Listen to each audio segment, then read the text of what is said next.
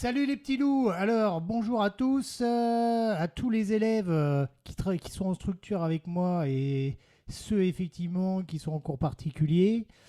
Alors voilà, comme promis, je vous fais des petits cours qui sont un peu différents de l'année dernière, puisque l'année dernière je faisais des lives Facebook.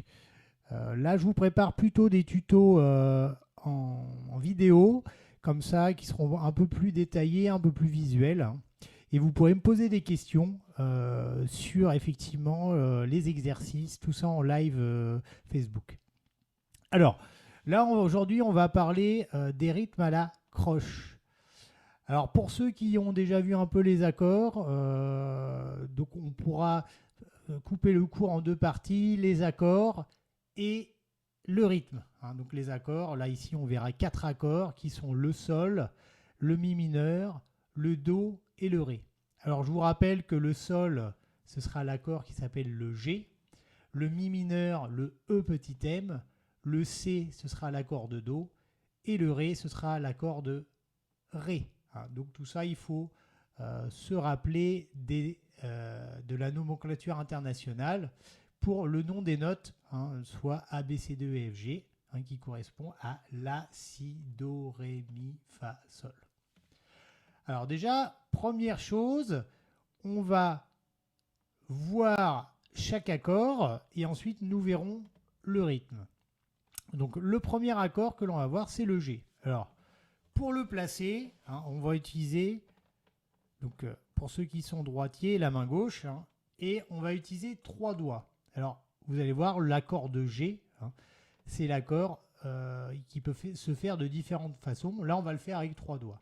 Hein. Donc, le premier doigt, qui est le point rouge, ou bordeaux, hein, ça va être l'index qui se met sur la deuxième case de la corde de La. Donc, la corde de La, c'est la deuxième grosse corde, c'est celle-là.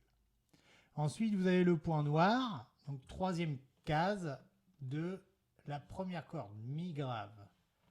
Et le dernier, ça va être l'annulaire qui va se mettre sur la troisième case de la corde de mi aigu. Voilà. Et là, on peut jouer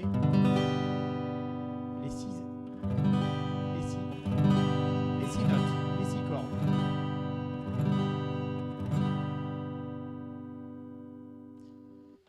Ensuite, deuxième accord, le E petit m. Donc là, l'accord de mi mineur, on va pouvoir mettre juste deux doigts sur les cases. Donc on va mettre le majeur qui va être sur la deuxième case de la corde de La et l'annulaire qui va être sur la deuxième case de la corde de Ré. Et là, on va pouvoir jouer pareil les six cordes. Donc le majeur, c'est le point jaune et l'annulaire, c'est le point noir de l'accord dessiné E petit m. Ensuite, troisième accord, le Do. Donc c'est celui-ci, donc le C. Hein, donc là, trois doigts. Alors l'index qui va être sur la première case de la corde de Si. Le majeur qui va être sur la deuxième case de la corde de Ré. Et l'annulaire qui va être sur la troisième case de la corde de La. Et là, on va jouer que les cinq dernières cordes. C'est pour ça que sur le schéma, vous voyez une petite croix sur la grosse corde qui symbolise qu'on ne peut pas la jouer. Ensuite, dernier accord, le Ré. Alors, ici, vous allez avoir trois doigts qui vont être posés et on va jouer par contre que quatre cordes, les quatre dernières, donc les quatre plus aigus. Donc l'index, lui, va aller sur la deuxième case de la corde de Sol. Le majeur va aller en dessous sur la deuxième case de la corde de Mi aigu et l'annulaire sur la troisième case de la corde de Si. Et là, nous allons jouer les quatre dernières cordes, c'est-à-dire que la corde, vous allez voir, il y a une corde à vide, hein, la troisième corde, la corde de Ré, hein, qui sera la note principale, qui sera vide. Voilà, et là on joue que les quatre derniers. Donc là, nous allons jouer donc les quatre accords, comme ça. Le Sol, pardon, comme ça. Ensuite le Mi mineur, le petit M. Ensuite le Do, le C, et ensuite le Ré, comme ceci. On refait une fois. Sol, Mi mineur, Do et Ré. Alors habituez-vous à apprendre les accords. Donc le G c'est le Sol, le E petit M c'est le Mi mineur, le C c'est le Do et le Ré c'est le D. C'est le D. Voilà. Donc voilà les 4 accords. Alors vous inquiétez pas si au départ vous avez il sonne pas encore, c'est pas catastrophique, hein, il faut le temps de s'entraîner. Ce qui est important, c'est de bien positionner ses doigts, hein, c'est-à-dire que votre pouce, il doit pas être trop en l'air, il doit être plutôt descendu, hein, et se mettre derrière, à plat, hein, sur le derrière du manche. Et vos doigts, hein, vont se poser. Ensuite, on va parler du rythme. Alors le rythme, qu'est-ce que c'est? Alors quand on joue un morceau, vous allez faire un battement des battements avec votre main droite si vous êtes droitier, hein, et si vous êtes gaucher, ce sera la main gauche. Donc ça sera un mouvement de bas en haut, hein, qui sera régulier, toujours à la même vitesse, hein. Donc la régularité est importante. Alors, on va utiliser pour cela le médiateur, hein. Donc le médiateur, c'est ce petit instrument-là, en forme de triangle. Donc du coup, il faut que la pointe du médiateur soit sur votre gauche, hein, si vous êtes droitier, hein. Donc il faut le tenir entre le pouce et l'index, sans appuyer trop fort. Et il va vous servir de moyen pour frotter les cordes. Donc là, on va commencer déjà à faire le premier exercice qui consiste à faire 8 mouvements. Donc, et on va compter 1 et 2 et 3 et 4 et.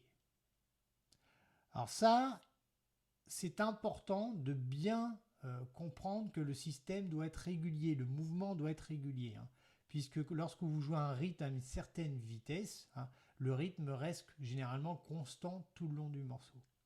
Donc là, notre premier exercice, ça va être... Alors on va poser ses doigts comme ça, et on fera les accords après, hein, légèrement sur les cordes, pour faire... vous voyez, sans appuyer sur les cordes, mais on les effleure, pour donner ce son métallique. Et là, je vais faire un mouvement vers le bas, et je vais dire 1. Donc ça sera coup de médiateur vers le bas. Donc symbole du U à l'envers, hein, quand vous voyez des tablatures. Ensuite, je vais remonter vers le haut, et là, je vais dire et. Donc ça fait bas, haut, bas, haut, bas, haut. Si je joue sur ce qu'on appelle une mesure où il y a 4 temps, et si je joue à la croche, ça veut dire que comme j'ai 4 temps, j'aurai 8 croches, puisqu'une croche vaut un demi-temps. Donc la moitié, ce qu'on appelle une noire. Une noire, c'est un temps, et la croche, c'est la moitié d'une noire. Donc quand je vais jouer 1, première croche, et deuxième croche, 2, troisième croche, etc. Donc ça va me faire 1 et 2 et 3 et 4 et 1 et 2 et 3 et 4 et 1 et 2 et 3 et 4 et... Donc là, je le joue doucement. S'il veut jouer plus vite, ça va me faire ça. 1 et 2 et 3 et 4 et 1 et 2 et 3 et 4 et 1 et 2 et 3 et 4 et 1 et 2 et 3 et 4 et 1 et 2 et 3 et 4 et 1 et 2 et 3 et 4. Voilà, pour la compréhension. Là, je frotte tout le temps, hein. Vous voyez, il n'y a aucun mouvement où je ne vais pas frotter les cordes. Donc là, c'est un mouvement qu'on appelle permanent, hein, mais avec frottement permanent. C'est-à-dire qu'on frotte tout vers le bas et tout vers le haut. Alors, on va prendre nos 4 accords et on va essayer de faire nos 4 accords avec ce rythme. Alors, on va prendre le G. Donc, je pose le G. Alors, voilà. Avec mes 3 doigts, pardon. Et là, je vais faire 1, 2, 3, j'ai mes doigts, le E petit M. 1, 2, 3, 4. Ensuite, le C, donc le Do, avec mes 3 doigts, pareil. Et là, attention, il faut que je joue que les 5 dernières cordes. 1, 2, 3, 4. Ensuite, le dernier, le D, donc l'accord de Ré sur les 4 dernières cordes. 1, 2, 3, 4. Voilà, maintenant si je le joue un peu plus vite, ça fait ça. 1, 2, 3, 4, 1, 2, 3, 4, 1, 2, 3, 4.